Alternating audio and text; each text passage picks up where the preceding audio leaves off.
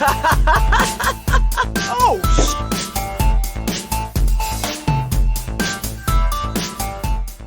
What's up, everybody, and welcome back to another episode of the Dead Funny Podcast. I'm your host, Chris, joined today by my co-hosts, Kelsey and JoJo, as always.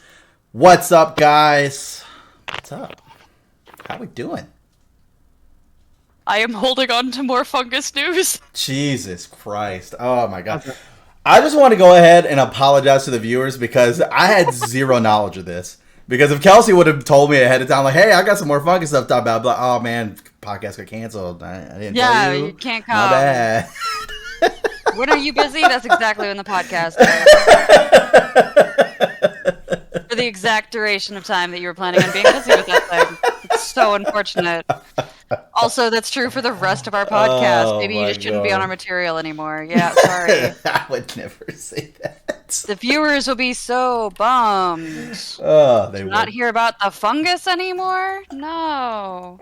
Kelsey, tell me about fungus. I just feel like if we continue the way that we're going with the podcast, when we finally do start to get that bigger audience, Kelsey's going to be known as, like, the doomsday podcaster because, like, every time she goes on a rant about this stuff, like, she does not stop. I have to tell you the entire story. And no, it's fine. The entire story isn't just like, there's fungus, guys. The entire story is like, fungus is killing people. I just feel like sooner or later it's going to become a meme thing. And then, like, that's going to be, like, a requested show is, like, let's have the Doomsday Hour with Kelsey. Like, it's going to be, like, a requested show where, like, one whole section is going to be, like, this is how we could all die. Fungus series, chapter 3. And then, like, after the fungus series is done, then it's, like, about the super volcano. And then that's going to go on for a while and so on and so forth. So. God, Which she would love. Kelsey would love to do that. So if you want that kind of content, fucking throw it in the comments below. I don't give a shit. I'm just saying, sooner or later, I think that's going to happen. I really think that's going to happen. I would be so all over that if it was, Kelsey, tell us a new way we could die every week. Like, let's go. Yes. All I request is that you start off your intro with, hey, everybody, it's Kelsey, and I'm going to tell you how we're going to die this week. And then fucking jump into it. That's my request. Here's the thing, Chris. One of us is funny, or two of us is funny. One of us needs to bring the death in the dead funny. Oh, there you go. I am here for the dead part of the dead funny. You want a super volcano that'll kill you? I'm there. You want fungus that'll kill you? I'm there.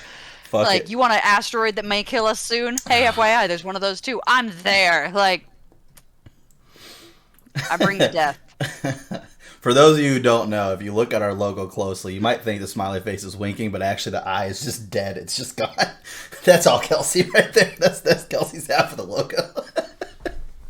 You know, when you add into that the fact that people want to name our logo Scott. Oh. I will say this. A recent stream poll that I did, Scott actually lost out. It gave him second place. Oh, a lot of people are actually really happy with the Smiley's name that I just kind of been throwing out there with the pizzeria and the movers.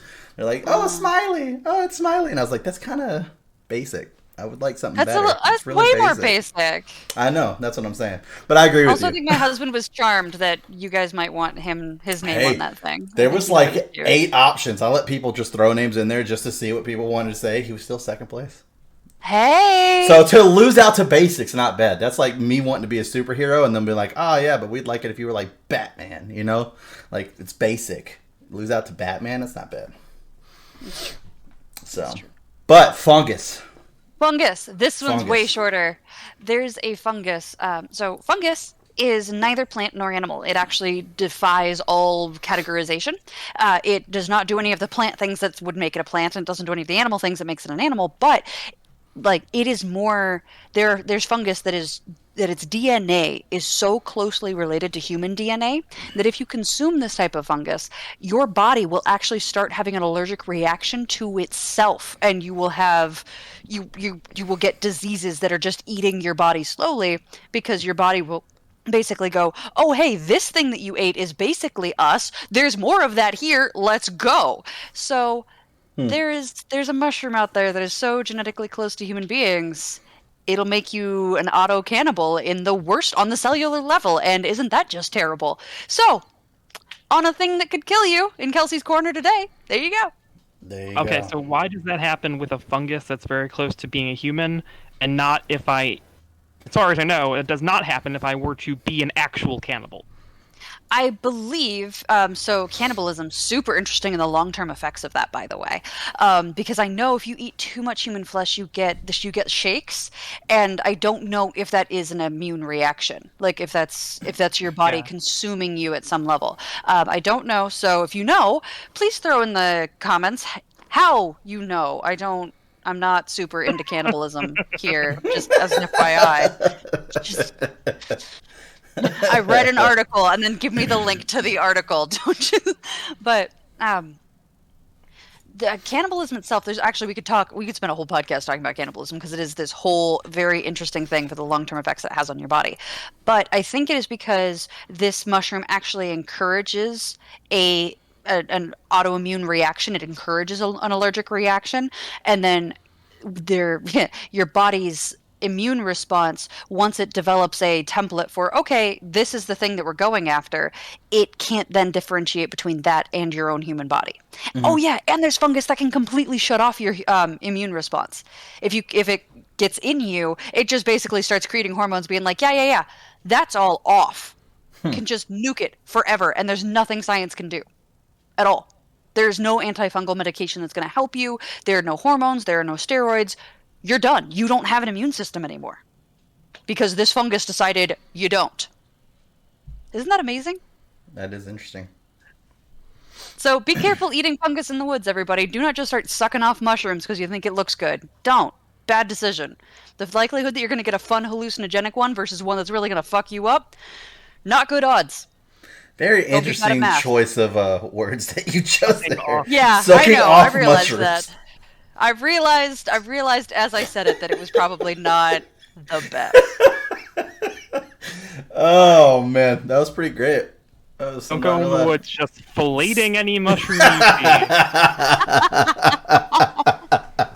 Great advice.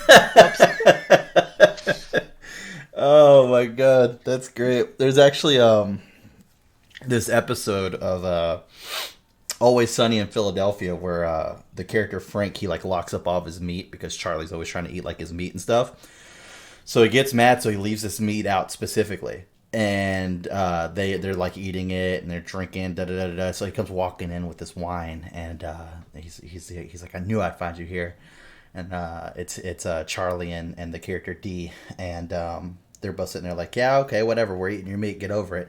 And he's like, I brought you nice wine that would pair well with that meat that you're eating. And they're like, oh yeah? And he's like, yeah, I left out specifically for you. And they're like, oh yeah, what was it? And he's like, it was human meat.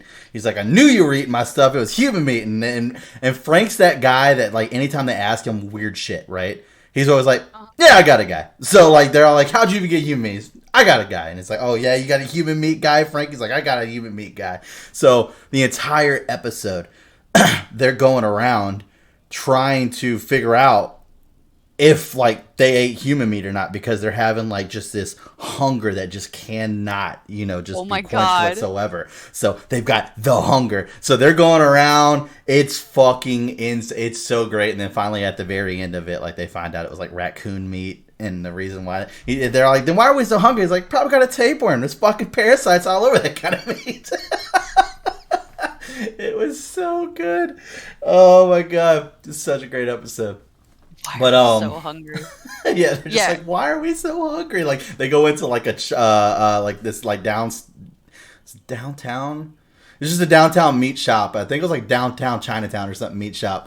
And they go in there and it's just like all these exotic meats. They got like a pig's head and stuff like that. And they're like, oh yeah, this is the place we should go. And they're sitting there like picking all this stuff. And Charlie's like, we should get monkey. And she's like, I don't think they have monkey. And then the dude's just like, he looks at his dad, and they're looking at like their meat stock, and obviously they don't have monkey, and they're just like, they're not going to know the difference. And they're like, we have monkey. And they're like, all right, we'll take one monkey, please. I love that fucking show. It's so good. Yeah, so, interesting thing. Fucking, have any of you watched the fucking trailer to Eternals?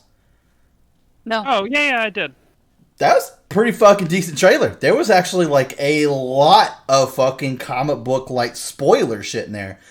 or not spoiler, Easter egg shit in there. Like, a lot. I actually really enjoyed it. I was like, holy shit, it's actually a very decent trailer. And it's only like 2 minutes long, but I'm super happy we're finally 100% confirmed. I know that we were somewhat confirmed, but 100% confirmed that my boy Kit Harington, Jon Snow, finally coming to the MCU. Been waiting on it.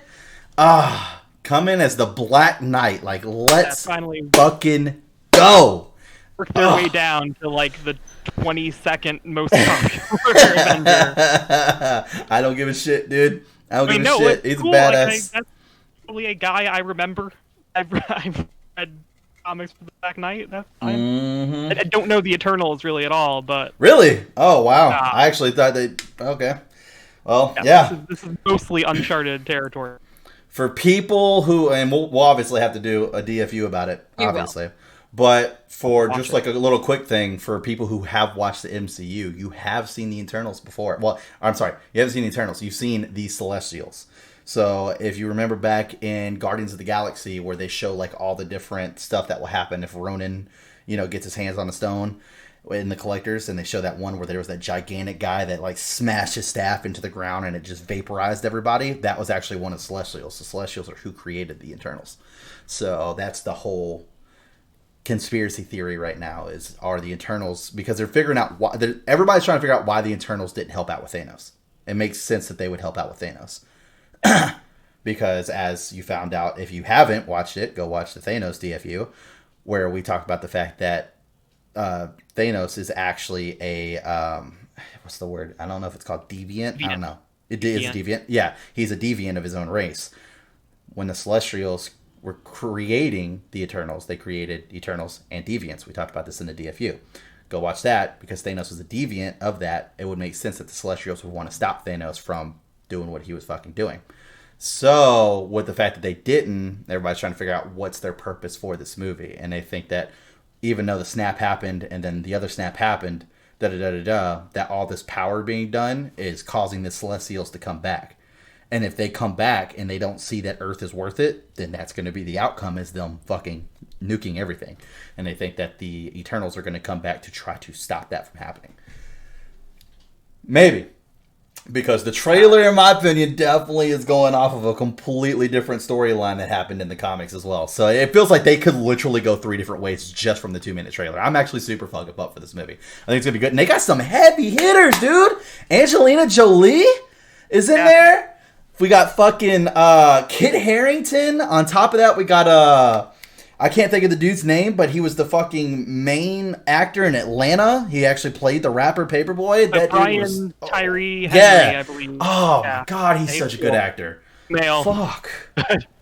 And they got my guy from Silicon Valley. Male non-gender. Dude, he's so ripped now. Like, I've been watching him on like Instagram and shit, and like seeing his transformation. He is so fucking ripped.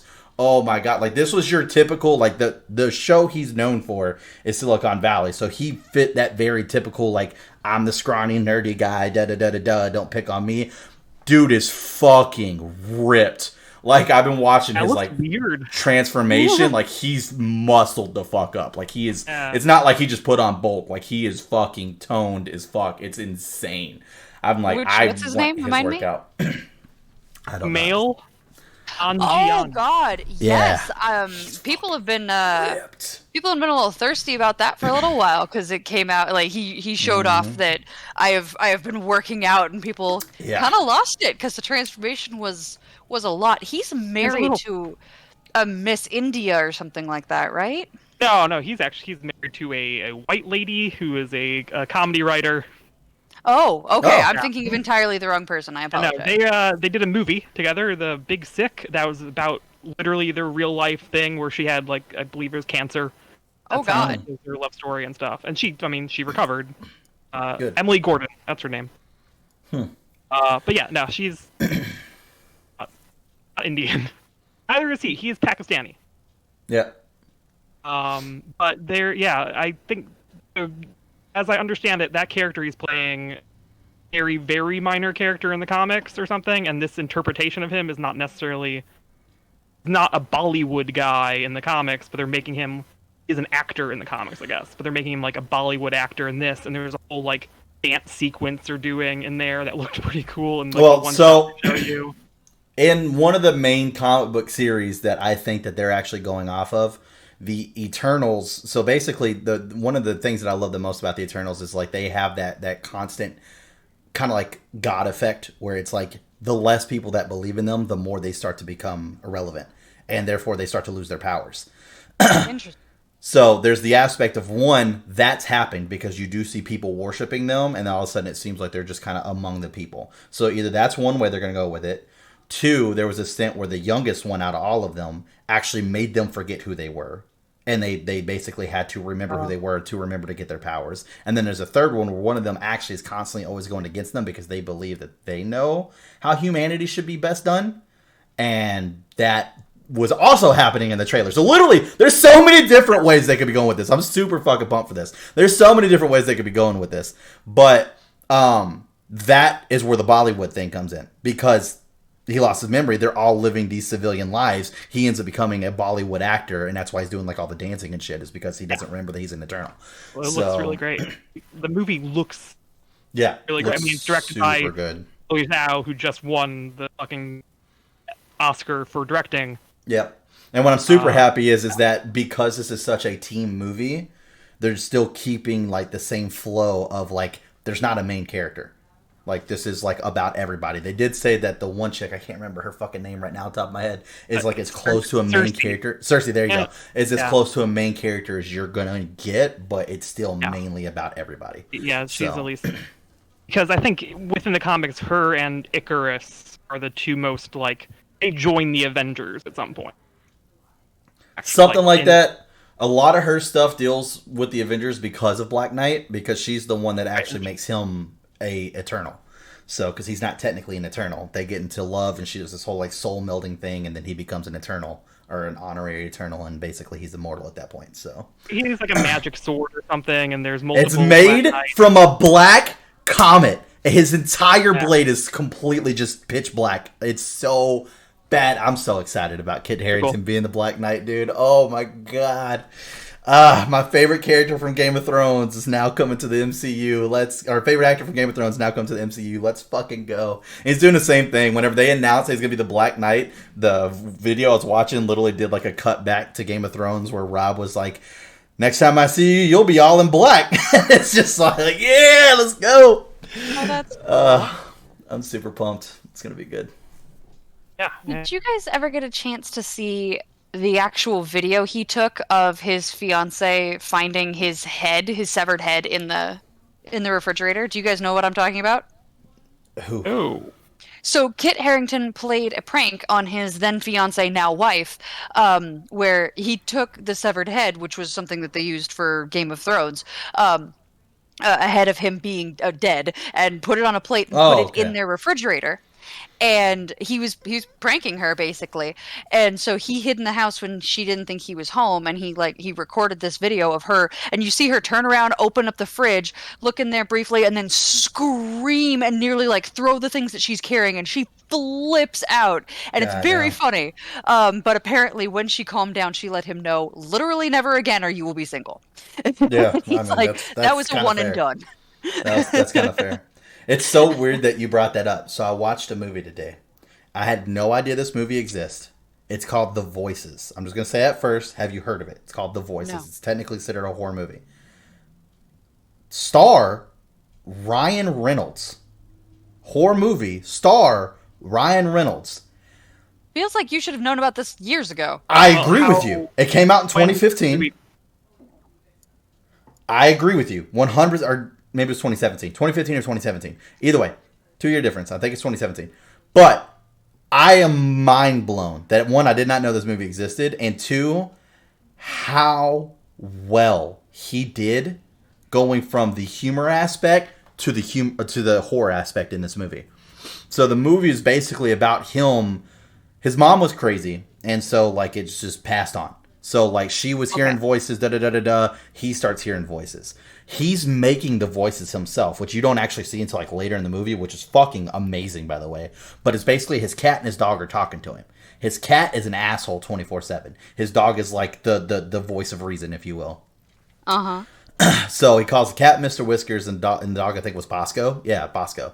So Bosco and Mr. Whiskers. He's been in therapy his entire time because basically his mom wanted to commit suicide, but she couldn't do it. So she started to cut her own throat in front of him, and she couldn't do it. And the cops were coming to take her and lock her in an insane asylum. She didn't want to go there. So she asked him to finish her off. And he did. He literally fucking did it as a kid. Did it. So he's been in therapy like his entire life. All fucked up. Been this only guy. So it's like the movie starts out with him just working at this factory. He's just a normal guy working at this fucking factory, right? So then like the boss kind of takes notice of him. Like, hey, man, we're going to get you on the party planning committee. He ends up seeing this chick that he thinks is hot. Starts talking to her. Starts, like, feeling better about himself. Telling his therapist about it. He's like, oh, she wants to do a conga line. I'm so excited for a conga line. It's like, who the fuck cares about a conga line? So, but he does. Right? He fucking does. Yeah. So then they listen to this music. At a young age. Like, right. Yeah, exactly. Different. So they listen to this music, and they're doing the conga line. He gets all excited about it. So then the next day at work, he's listening to that song on replay because he got to like be with her dancing at the conga line and stuff.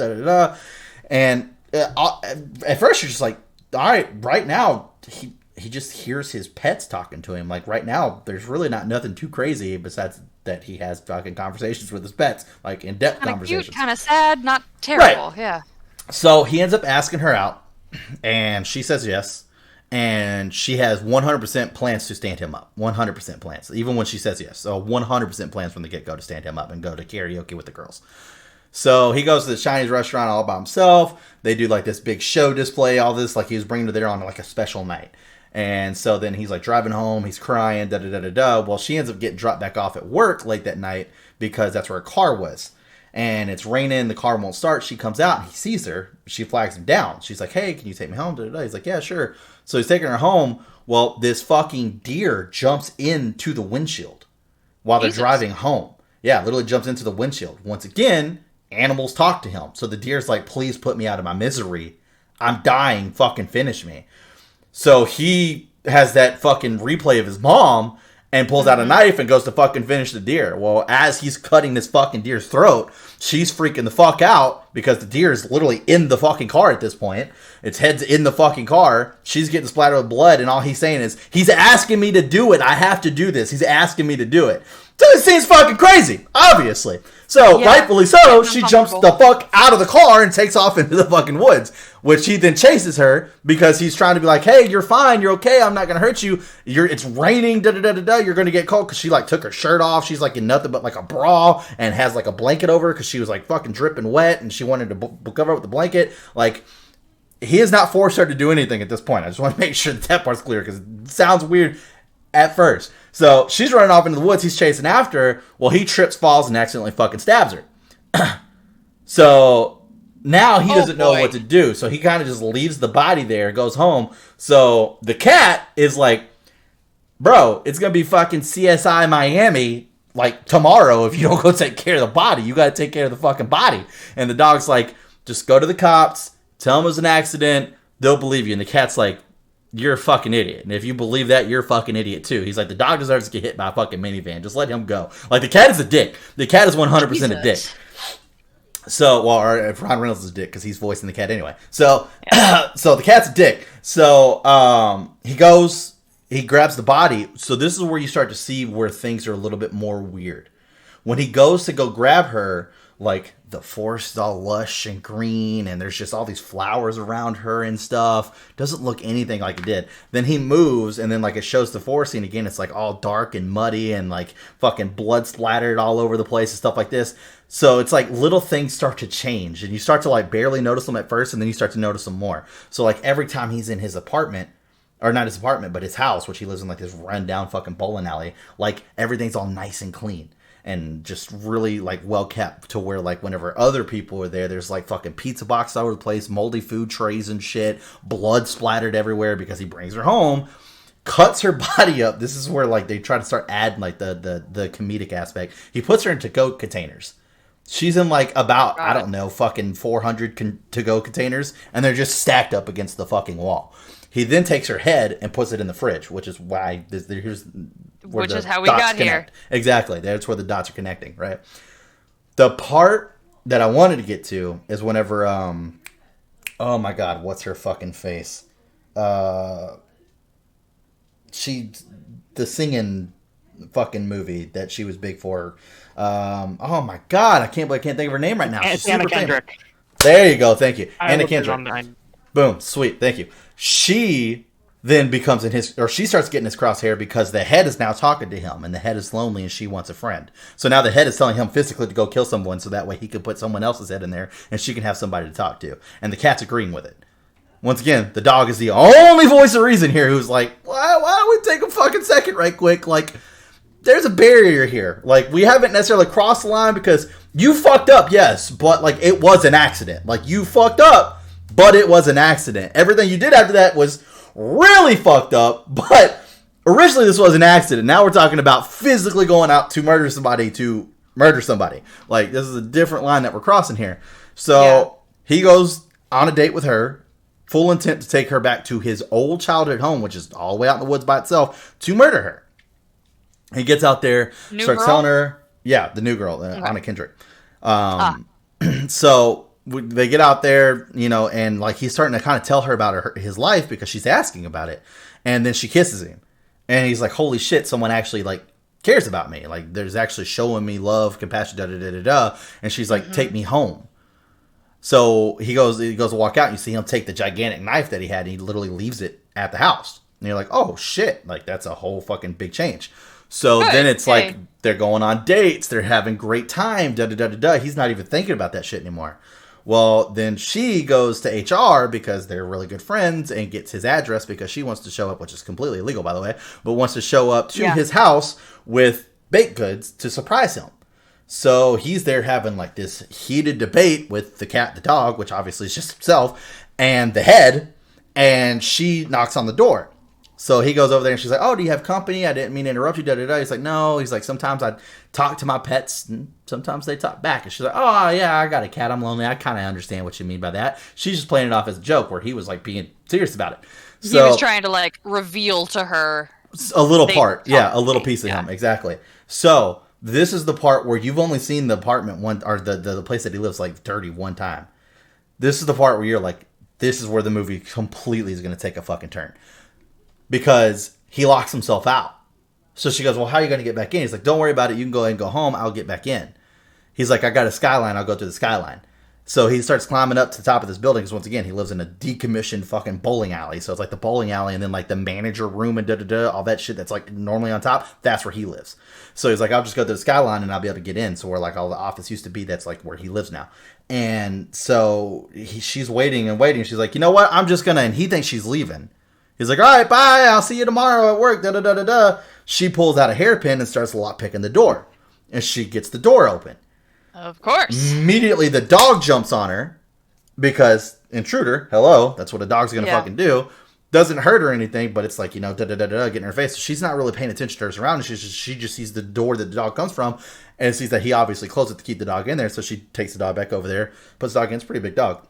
So takes the dog over there, puts the dog in the room. Then she looks around and start seeing like these thousands and thousands of pizza boxes that are just fucking stacked up and molding and saran wrapped and up against the fucking wall and moldy food trays and shit. And then she starts seeing like blood stains on the fucking the lampshade and the fucking to-go containers that look very fucking weird and stuff like that. So she starts walking around. Well, once again, he was also having a conversation with the head. So the head is not in the fridge at this point.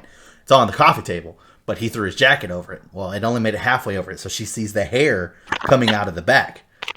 Exactly. Now, once again, she was like best friends with this chick. Or at least really good work friends, I guess I should say. So there's that. So she sees the hair and she goes to start walking to it. Meanwhile, he's on top of the skyline seeing all this happen. So it does the whole thing where, like, she goes to move the thing and then she chooses not to. She's just like, I'm just going to get the fuck out of here. And turns around and boom, he's there. And, like, fucking Ryan Reynolds is such a goddamn good actor. I fucking love him. My favorite actor of all time. Always has been. But anyways, he's, like, fucking tears, everything. And he's just like, I told you not to come in here. Why did you have to come in here? And this is where, like, once again, it's been nothing but comedy with like the boss and stuff, comedy with the dog and the cat talk to. Even him killing the chick was kind of like comedic in a way because of like how his character was like all quirky and stuff, and how it was like it wasn't like a normal like a, oh fuck, I accidentally killed you, like you feel bad for a moment. Exactly. So it still feels like it's like that comedy movie, and this is where the entire tone changes, where like he's fucking just tears are streaming down, red in the face. He's like, why did you do this? I didn't want you to come in here. Why did you do this? Like he really doesn't want to have to kill her now. And she's like, it's okay, don't worry about it. I didn't mean to come in here. I'll just turn around, I'll just leave. And the cat is on the counter. You can't hear the cat because he's not doing the cat voice, but he's yelling at the cat, and he's like he's talking to her. He's like, I didn't want to do. No, I won't do it. She means too much. Like, I mean, literally, like you're like, holy shit. And like he comes back there, he's like, no, it's okay. We can get back to the start. No, stop it. I don't want to do that. And I mean, he is just like fucking crying and bawling while he's doing this. And I was just like, wow, this fucking movie took a turn. Like it was crazy good. I was like, holy shit. So yeah, it was a really good movie, but by the end of it, he's got like fucking like 4 heads in the fucking fridge, and you started talking about that, and I was just like, oh, it took me right back. Amazon. It's actually free on Amazon. On Prime? So if you have Amazon Prime, fucking yeah, it's free on Amazon. It was really good. 2017. I had no idea this movie fucking existed. Huh.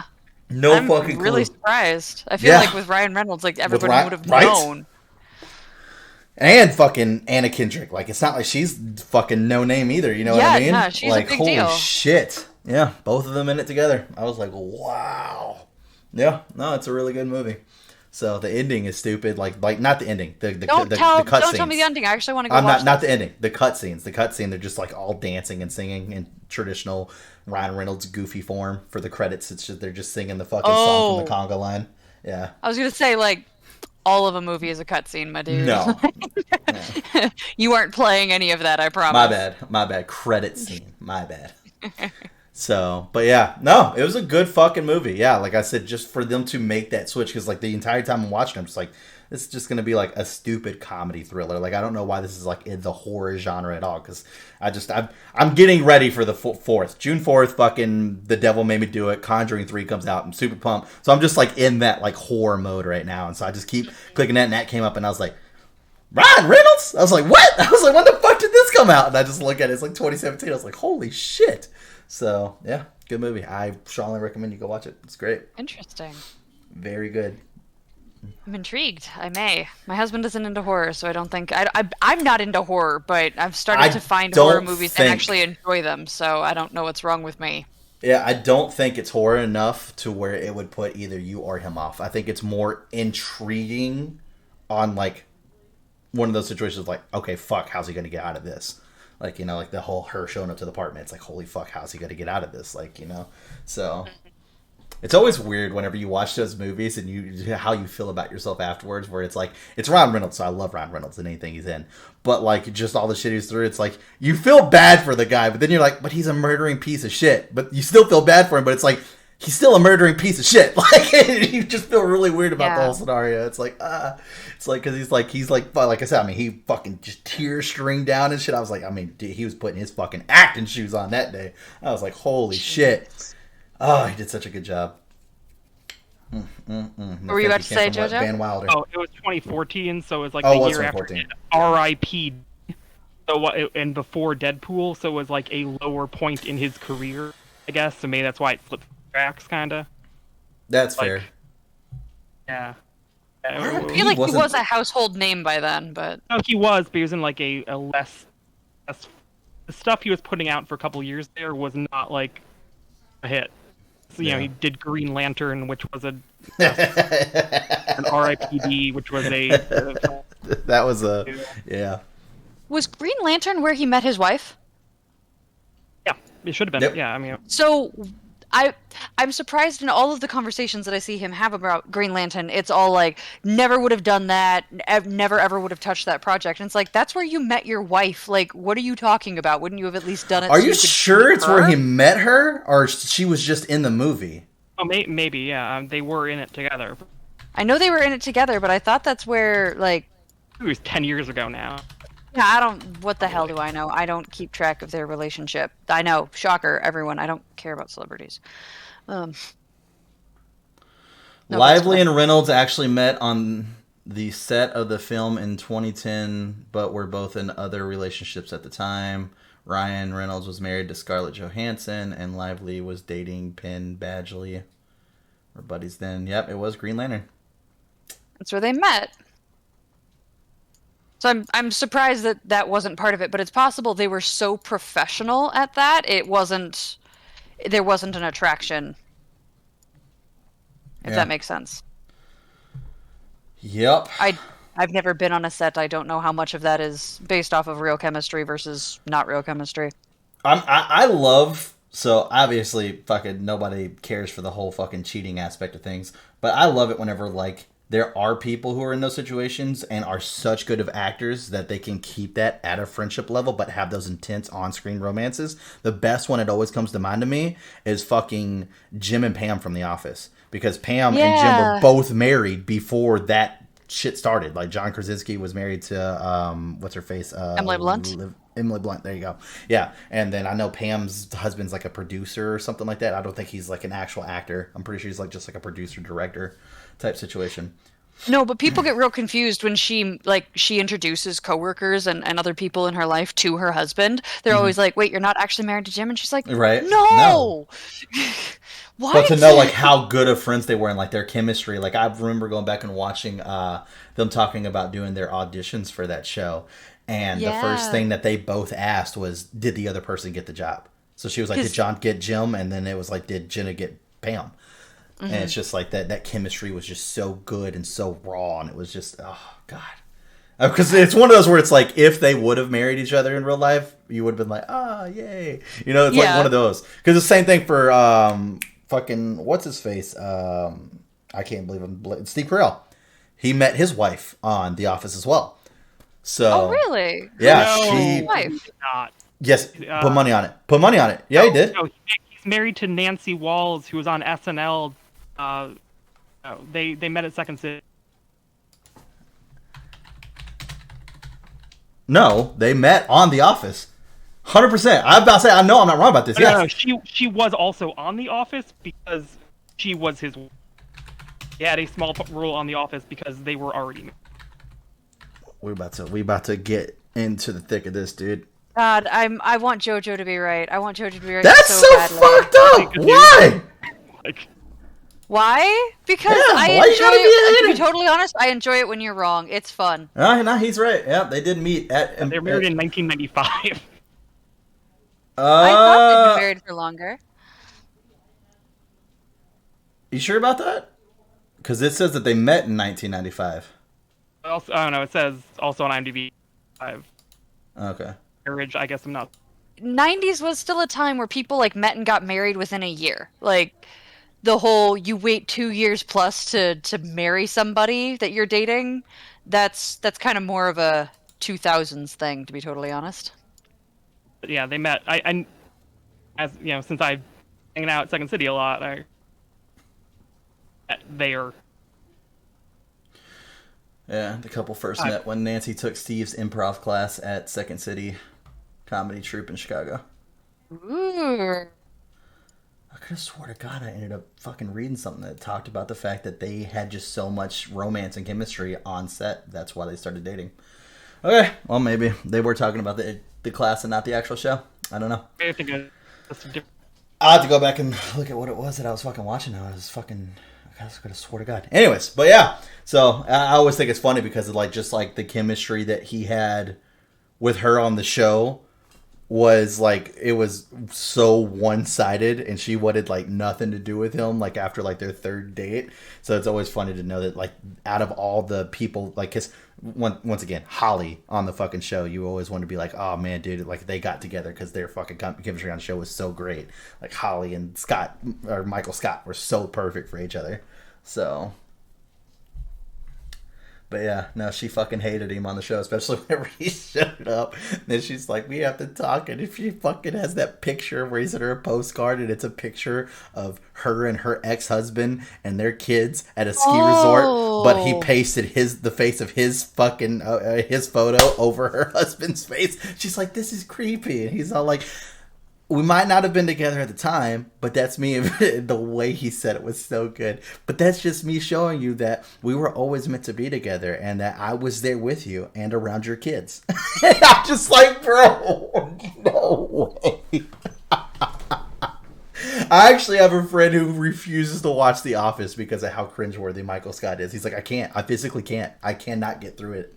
I don't like cringe humor, and Michael Scott is my least favorite part of The Office, and no question, because he's so cringy. The only reason I got through it was because of Jim and Pam were so cute. Yeah, I love Michael Scott so much. He's so fucking good. I hate cringe humor. I have no stomach for it. Oh my gosh, he fucking cracks me up. He's so fucking good. Oh, that show is amazing. But yeah. Yeah, but I love stuff like that. I mean, even like with Always Sunny in Philadelphia, fucking the fact that everybody shits on Dee. Like, everybody's always like, oh, she's ugly, da-da-da-da-da. Like, the entire show, it's always like a fucking running trend. And what I will say about this show that I really appreciate, why I like Dee's character so much, is because whenever the show was first written, she was supposed to just be like one of those one-offs. And the actress herself was like, nah, I want this chick to be one of the guys. Like, I want to do guy-style humor because there's no reason a chick can't do that. And fucking killed it. Like, her comedy is so fucking good.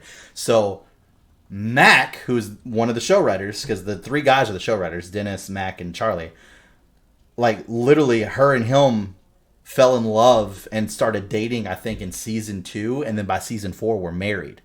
So they actually have a episode where she's on the show and she's just fucking pounding down like sandwiches and shit. And they all make a joke about how fat she got. She's like, I'm not fat, I'm pregnant, you dicks. And then they're all like, oh, and they're all like talking about the fact that like they don't care. And they're going to go back to what they were doing. Because I think they were doing like a night at the museum. That's what it was. They had just watched that movie. They're like, we're going to go stay the night at the museum. And she's like, all right, well, you dickbags, have fun, spend a night at the night museum. She's like, meanwhile, I hope this ruins your night, but one of you assholes is the father. And then she just walks out. And so the whole episode is them trying to piece together the night of the Halloween party on who got Dee pregnant. And the funny thing is like whenever they get to Mac, the whole thing is like him just being disgusted at the fact and like it would never happen, da-da-da-da, but she actually was pregnant with his baby in real life. She actually was pregnant on the set because they were already married at that point and they were having their first kid. And it's just so fucking funny just to see both of them because like he actually did an insane body transformation for that show. For those of you who don't watch it, he put on, I think it was like 80 pounds. Like he got super fucking fat for the show. Literally did it for the show. He was like, I was watching a show at the time and it was always like, whenever you look at comedy, it's like you have that fat, ugly, gross guy. And he's like, we already had Danny DeVito for that. He's like, but then you never had like the fat, ugly, gross guy that was still funny. And like you wanted to get that, like just talking shit. And Danny DeVito's next to him the entire time laughing his ass off. He's like, so I wanted to do that for the show. And like he got huge. Like he was fucking like big. Like he was literally like, it was crazy. I was like, man, that's a body transformation for a show. Like that's doing a lot of shit to your health. For a show, like man, like you always see actors do it the other way, but not that way. Well, you see actors do it in many directions, where it's lose a ton of weight, lose an unhealthy amount of weight. I mean, Christian Bale did that, and Christian the Bale? transition between Batman and the pianist, I think, like. Dear God in heaven, that poor man's body is going to give out at 60 and just not listen to him anymore. Matthew McConaughey, all the weight he lost for Dallas Buyers Club, that was fucking insane. Dude looked like a walking skeleton. It was fucking nuts. I actually, the first time watching that movie was actually hard for me because his body type reminded me so much of my dad in his later years, like dealing with diabetes and shit, like just skin and bones. I was like, fucking hey, dude, he looks just like my dad. It was nuts.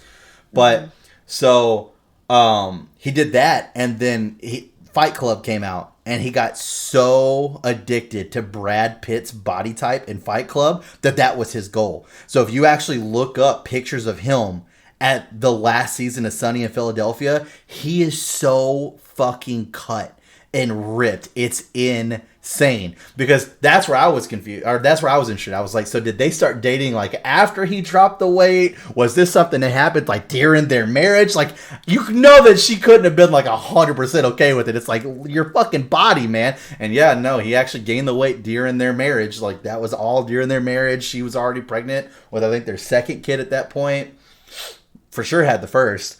But yeah, like he's fucking cut. Like he is so ripped, and like his character takes his shirt off all the time in all the episodes. Like, that's his thing. He's like, oh, wow, I'm a fucking bodyguard. I'm the badass. Da da da da da. And it's just, man, it's crazy to see like how fit he got. And they're like, yeah, what was your inspiration? Like, did you want to get healthy for your kid, healthy for your wife? He's like, nah, Brad Pitt, Fight Club. Yeah, that's what I wanted. Yeah. Dude looked amazing. So I wanted the Brad Pitt Fight Club body is what I called it the entire time I was working out. I was like, fuck it, man, go for it, dude. Well, I think part of being with an actor and actress, you kind of have to sign on for their body is not like I have zero say over any part of this because what they're going to do and what they're going to contractually obligate themselves to do is I have no control. I have no say, no comment, no nothing. I have to love them no matter what that happens. In this case, he had all of the say because he is an executive and like writer of the show. He made that's true. Yes, entirely himself. That's true. She didn't though. That's where that's where Kelsey's talking about. Yeah, Kelsey. Yeah, she didn't have any say so over that. But I mean, I realize he has all the say, but if you want to walk in and be like, "Hey, I want X, Y, or Z," there's a creative element to what he's trying to create with like, I want there to be a really big funny guy, like genuinely funny, and I've created him and we're going to make this happen. And so stepping on his creativity to try to be like, hey, I want you here when we're both 90. It's a different conversation. It's very different than the conversation my husband and I would have, for example, because our bodies are not part of the public sphere and are not part of art that we create, if that makes sense. Yeah, no, absolutely. Scott's in my public sphere. Scott's in your public sphere? Yeah. I'll let him know. Oh, man, that's funny. JoJo now has control over your body. You only drink Diet Coke. You don't eat food anymore. Cheetos, Diet Coke, that is your I don't like Cheetos. I don't like dust. What? That's the best part. What are you talking about? I don't want that much. As a dude. Okay. No, thank you. So I'm a little ashamed of this, but I've been one of those people where usually when it comes to the internet, I don't give a shit. Like I throw a lot of. There's been times where I've actually said something, and then after we've like stopped the recording on the podcast, I'm like, I got really personal. Do I really want that out? And normally I'm like, fuck it. Like if I'm not putting someone else's identity at risk, then I'm not worried about it. And any time I've ever published anything, I've talked to that person, made sure like, hey, your name got brought up. I can bleep that out. Nah, it's fine. Okay, cool, sweet. So that being said, any of you that are watching, I know I've told you this in person, but fucking don't expect any royalties because that shit ain't happening either. Anyways, so I'm a little ashamed of this. Yeah, we don't make money. Even if we did, still, go fuck yourself. So, a little ashamed of this, right? Okay. Whenever I worked at my job, we had a break room that had like all the vending machines. Like they had like a whole fucking like service that came in every fucking day, brought all this like nice food and stuff like that. Like there was this one bag of chips that I tried. I never had them before. And I fucking fell in love with them. The story I'm about to tell you is the story of a man who lost this love for chips due to the fact of COVID. So it's a heartbreak story. This is a tragic romantic story, guys. All right? Tragic romantic story. True love broken up by isolation. All right. And how much he was willing to go through to be able to be reunited with these chips on a regular basis. Anyway, so I don't know if you've ever heard of them before, but they're called salsitas.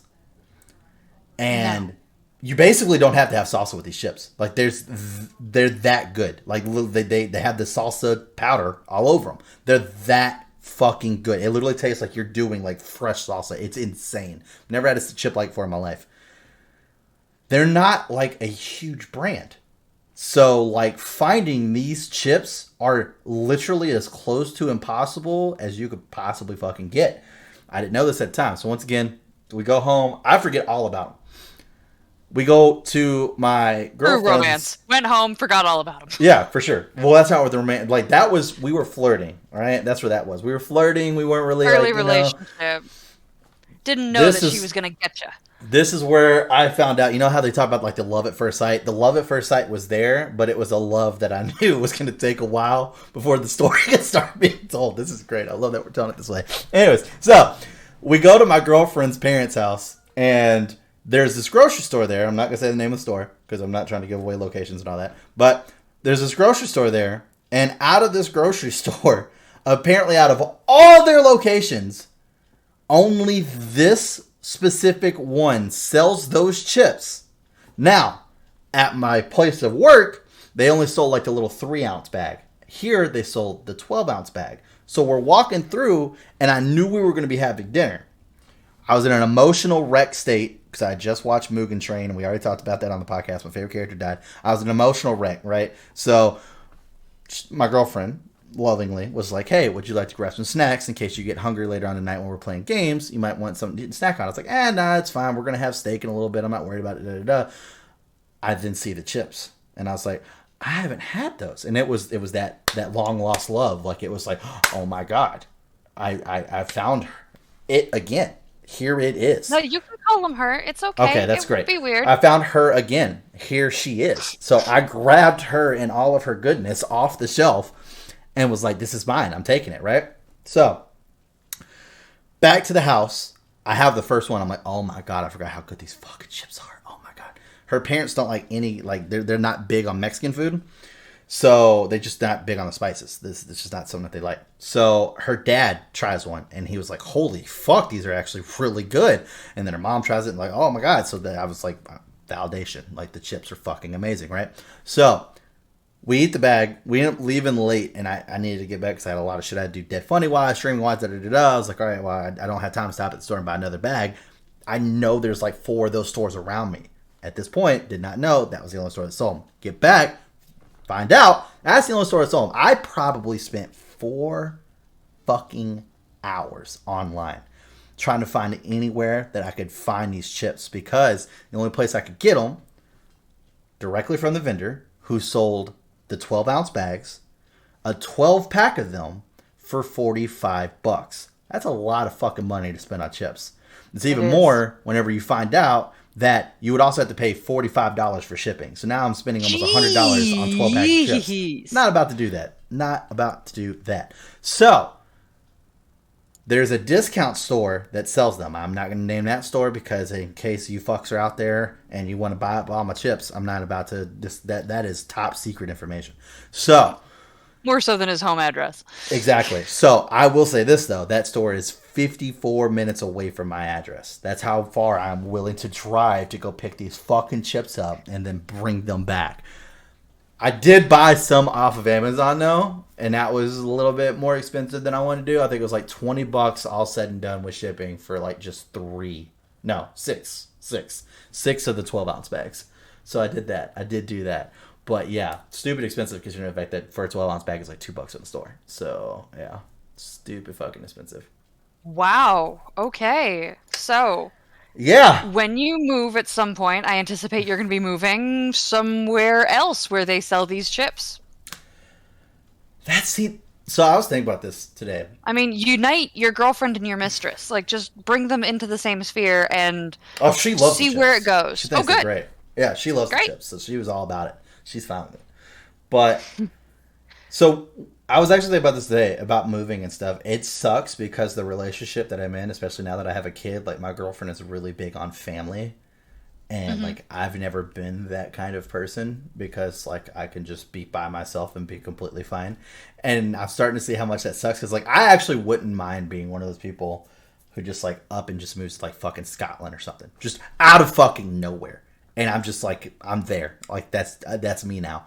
Like, I'm completely one of those people that could do that. And now it's like, I can't fucking do that. That's like, fuck. So, because I keep fucking with my manager because we're talking about the fact that we might start doing, like, international and, like, doing other. I'm like, give me Japan. Pay to relocate me. Give me Japan. I actually just got Hawaii. And I was like, oh, shit, relocation coming up. Let's go. Hawaii. Yeah, I got I was like, you pay to move, right? But yeah, I'm totally like one of those people. Chips are expensive now. I know, Wait till right? you're in Hawaii. Right? Fucking everything's fucking expensive. Ugh, those tourist spots, man, they get you.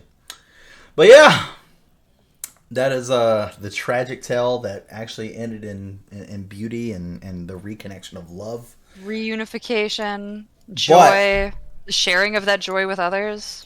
I'm in the steps where, like I said, I'm trying to lose weight, better myself because I got quarantine pounds I got to.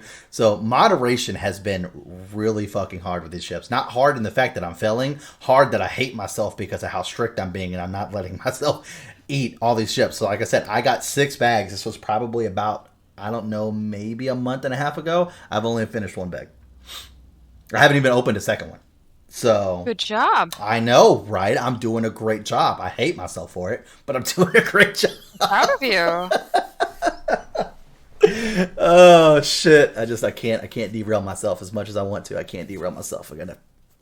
So yeah, interesting story. It's just that's been one for a while, and I've been asked by multiple people who have heard this story now and how ridiculous I sound that I would go through all this for chips. They're like, I'm surprised you haven't told that on the podcast yet. And I was like, just forget about it. Like, they're like, maybe you're just too scared to tell that story. It's like, I don't give a shit. Half my podcasts are me talking about shitting on myself. Like, I mean, at this point, I don't really think there's too much more I could do. I really don't. Like, fucking, you weren't here for those days, JoJo, but basically my life goals is like, I can't wait till I'm wearing an adult diaper. That's like, no, we actually did discuss this at one point. Okay. Absolutely. Yeah. I remember saying nothing is stopping you right now. That's facts. That's true. You did say that. That is facts. So, which everybody loved that part about the DFU rejection episode that we did, or the dropout edition. That's what it was. Dropout edition. The diapers played a very huge cameo in that episode. Yeah. I go back and watch that from time to time, and I'm like, man, dude, that shit was pretty funny. It was really good. I just love the whole, like, have you ever seen how a zombie's going to react whenever a shitty diaper hits his face? And I did the whole as the fucking diaper hits him in the fucking face. It's a good time. Oh shit! Or definitely my favorite part was all the faces that I went back and took pictures of myself and edited into the fucking video. Like whenever I was talking about eating James as a meal, because obviously he can't see because we didn't have our cameras on. I just have a picture of myself going.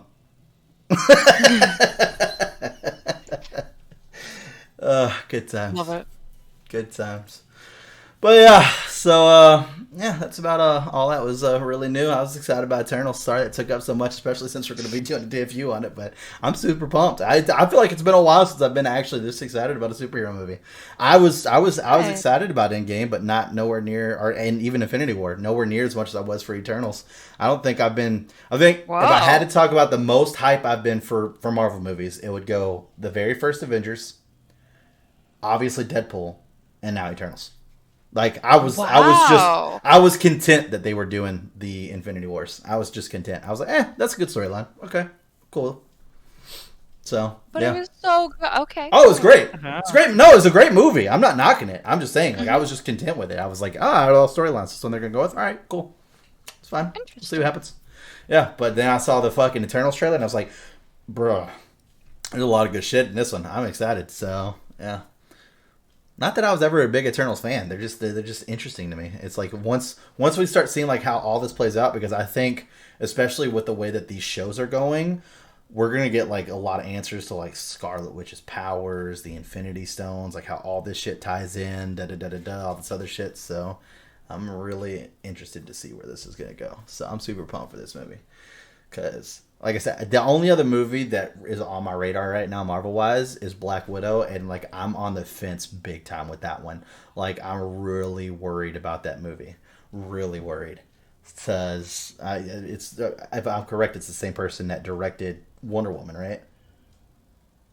I don't know. I don't know. I want to say it is. I don't think so, but I'm not at all sure. Because I might be wrong. And that's not my only basis, because Wonder Woman 1, fucking phenomenal. Wonder Woman 2 was amazing. Great. Or Wonder Woman 2 was fucking terrible. So I fucking hated that movie. Yeah, I imagine it can't be the same person because those movies were filmed like simultaneous. Maybe. Black Widow come out last year. My issue with Black Widow is, and the reason why I'm worried about it, is because we haven't gotten enough solo Black Widow time, which is obviously why we're getting her movie. And that it's already after her character's dead. You know what I mean? So, like, we're obviously doing some prequel stuff, but it's, like, for, like, main fandom reasons why and stuff, like, I don't feel like the heat is there anymore. This would have been better if that would have came out before Endgame, in my opinion. because the fan base is still there for people who are just moviegoers. You know what I mean? So that, and then two, one of my all-time favorite, like, fucking, I guess you could say villain, is going to be in the movie, and I'm really worried he's just going to be a one-shot kill-off. Like, they're going to kill him off in this movie, and he's never going to show up anymore. Yeah, like, I am pretty concerned with that. Yes, dude, Taskmaster, which, by the way, a long time ago, this used to be a thing on Facebook, and me and 4 friends ran it. It was a comic book website, and it's actually kind of funny now that I'm thinking about it. It was actually more of a web post forum, kind of like the DFU. That's literally what it was. Where, like, before we would do movies, my main portion I was in control of was I had to do a comic book appreciation day before a major movie came out, talking about that specific character and giving the background and bio. Now that wow, fucking worlds collide, right? Fucking meant to be, apparently, meant to fucking be.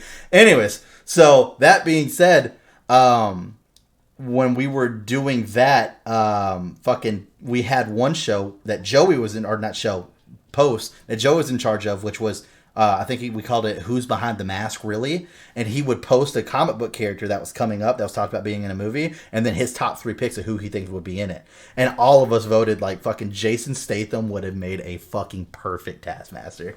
Like, he would have been so fucking good. Oh my god. That's how I wanted. Really, really, really bad.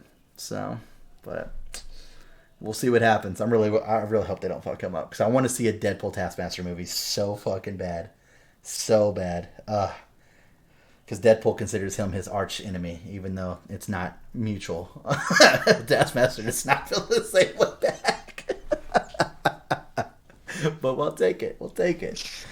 But anyways, we're going to go ahead and wrap it up here. If you guys enjoyed this podcast, make sure you like, subscribe, also turn on notifications. That way you get notified next time we upload another video. Hit us in the comment section below. Let us know your thoughts. Once again, if you want a Doomsday series done by Kelsey, she will totally fucking do it. So throw it down there below. I know she would love to do it. I would be excited to see what she would do with it. So yeah, if you want to know all the ways the world could just be extinct by next week, comment section below. She'll fucking go about it. Let me know. Oh my god. Look at how excited she is about this shit now. Oh my gosh. So yeah, comment section below, do that. Let us know your thoughts about the Eternal trailer, what you thought about it, and yeah, make sure that you look out for the DFU, because we will do a DFU on it, so that way you can get it the lowdown, and I'll go more in detail there. Don't want to spoil too much for the episode. I know, because Kelsey will fucking smack my hand if I do. I will. I had to be careful on what I was talking about, what I was talking about. Yeah, I do. There's so many times where we talk about this Marvel stuff, and I'm like, I know Kelsey's gonna. If I keep going, I'm gonna get a Slack message from Kelsey, be like, "Save it for the DFU." So, but hey, it's fair. It's content. But so that being said, Twitch is below as well. You can hit us up there. But at the end of all this, hope you guys have a great rest of your week. We'll see you next time.